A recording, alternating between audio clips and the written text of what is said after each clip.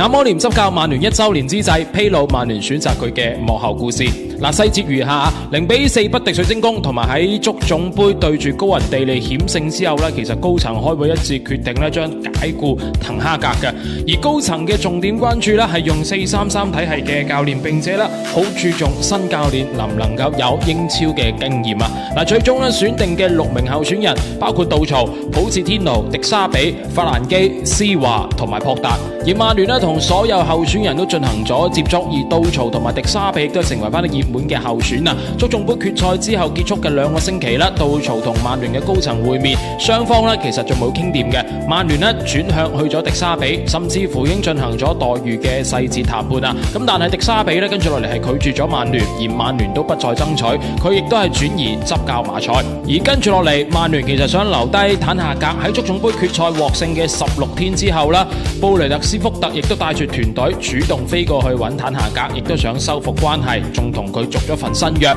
條件亦都係換低大部分嘅助教啊。而亞摩廉原本亦都唔係候選，因為曼聯想要嘅4後衛體系同英超有經驗係相差嘅。但係喺威克斯等佢嘅人脈打聽嘅時候亞摩廉同埋莫達嘅2個名亦都被廣泛提及啊。而坦哈格落課之後曼聯首先係揾到咗亞摩廉啊，而呢一次曼聯亦都吸取教訓，唔想再拖。而雙方喺5個鐘頭嘅會面之內亞摩廉都係詳細咁表達咗自己嘅理念，佢明確表示自己會係打3中堅嘅體系，但係佢會有一定嘅靈活性，會喺適當時候調整啊。而亞摩廉當時亦都強調擁有適應多種戰術同埋體系嘅全能型球員係至關重要啊。佢嘅體系同其他體系其實主要嘅區別亦都在於邊翼位嘅使用，而非邊鋒。